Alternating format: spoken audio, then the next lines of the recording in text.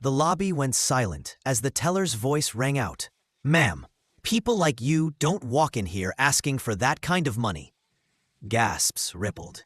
Phones tilted up, recording as security was summoned, and whispers cut through the air like knives. A black woman in a tailored suit stood humiliated, treated like a criminal for daring to withdraw her own funds. But what no one in that bank realized was this: she wasn't just a customer. She owned the entire bank. The grand lobby of Hamilton First Bank gleamed with marble floors and glass chandeliers, a monument to wealth and power. People in suits hurried past, briefcases in hand, while others whispered into phones as they waited for service. Through the revolving door stepped Danielle Pierce, a striking black woman in her early 40s, wearing a tailored gray suit that radiated quiet authority. She carried a leather folder tucked under her arm, and though she blended with the flow of executives, her presence drew glances. Calm, poised, dignified, yet about to face the storm of humiliation that so many before her had endured. She walked straight to the teller's desk, sliding her documents forward. "I'd like to make a withdrawal, $500,000. The teller, a young man named Trevor, glanced up with a smirk. "Excuse me, did you say 500,000? Danielle nodded. "Yes, all documents are there.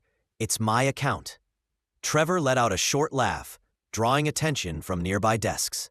"Right, and I'm the mayor. Why don't we start smaller, Maybe $50? His words carried across the lobby. People turned, whispering. A woman in line muttered, "Scam artist." Another chuckled. "She's about to get herself arrested." Phones lifted discreetly, recording the scene. Danielle's tone remained steady. "This is a business withdrawal. Please verify the account." But Trevor pushed her documents back. "We see this all the time. Fraud attempts, fake IDs. You people come in thinking you can trick us. Not today." Her chest tightened. "You people." The words rang louder than his voice. "Call your supervisor," she said firmly. Minutes later, Janet Collins, the branch supervisor, arrived. She scanned Danielle's paperwork with narrowed eyes, then scoffed. "You're claiming to be Danielle Pierce of Pierce Holdings? That company controls multiple financial portfolios." "That is correct," Danielle replied calmly. Janet leaned closer, voice sharp.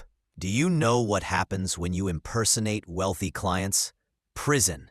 My advice, leave now before we involve security." The lobby grew louder with whispers. Some passengers laughed openly, already convinced he was a fraud. Danielle did not move. "If you're so certain, call security. I'll wait." Janet smirked and waved. Two guards approached. Before Danielle could respond, a voice cut through the air. "What seems to be the problem here?" It was Robert Hayes, the regional bank manager, descending from the mezzanine. He glanced at the crowd, then at Danielle, and his expression hardened. "Another con job? Unbelievable." He waved dismissively. "Escort her outside. We'll contact the police."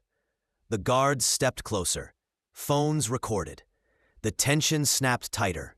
Danielle raised her voice, not loud, but clear enough for everyone to hear. "Before you make the biggest mistake of your careers, I suggest you look again." Robert scoffed. "At what? Fake paperwork?" She reached into her folder and pulled out a single sheet, the official shareholder registry, embossed with legal seals. She held it high for the cameras now circling the lobby. "My name is Danielle Pierce, CEO of Pierce Holdings, and the controlling shareholder of Hamilton First Bank." The room froze. Gasps erupted. Whispers turned to shouts. "She owns the bank? Is this real?" Robert's face drained of color. Janet stepped back, her mouth opening and closing soundlessly.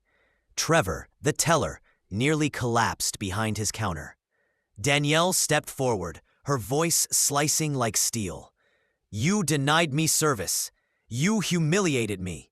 You called security to drag me out like a criminal. And you did it all while I hold more power over this bank than every single one of you combined." The crowd erupted in applause and jeers at the stunned employees. Robert stammered, "And Miss Pierce, if we had known—" "That's exactly the problem," Danielle snapped. "You didn't care to know. You assumed. And you made that assumption in front of the world." She gestured at the sea of raised phones. "This isn't going away." Within hours, the videos went viral. Black CEO denied withdrawal at her own bank. Hashtags trended worldwide. News anchors replayed the moment she revealed her ownership. Investors flooded the switchboards. Shares of Hamilton First plunged. That evening, Danielle convened an emergency board meeting. Executives sat stiff and pale as she entered. She didn't raise her voice. She didn't need to. "This bank," she began, "was built on trust. But trust means nothing if our customers walk in and are treated like criminals. I won't allow this to stand." She fired Trevor on the spot. Janet was terminated. Robert Hayes was suspended pending investigation. But Danielle didn't stop at individuals. She tore through the system itself. She announced sweeping reforms: mandatory anti-bias training for every employee, a zero-tolerance policy for discriminatory conduct, independent auditors to track complaints and enforce accountability, a $25 million community fund to support minority entrepreneurs. Executives protested the costs. Danielle silenced them with a glare. "The cost of silence is greater.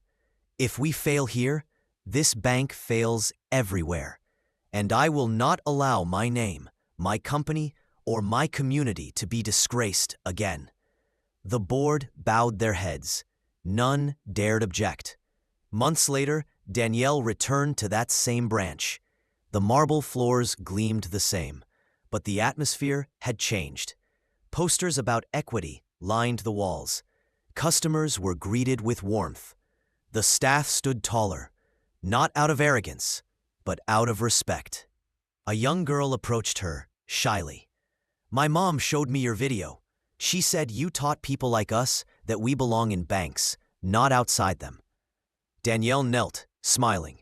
"Don't let anyone tell you otherwise. You belong everywhere. Your work, your dignity, and your name can carry you." The girl grinned. Danielle stood tall again, her voice echoing in the transformed lobby. "One day they tried to deny me. Today they know I cannot be denied. Because power doesn't beg, it commands." If this story shook you, don't scroll past. Act now. Hit like, share this video everywhere. Drop a comment with where you're watching from, and subscribe. More bold stories of justice, truth, and power are on the way.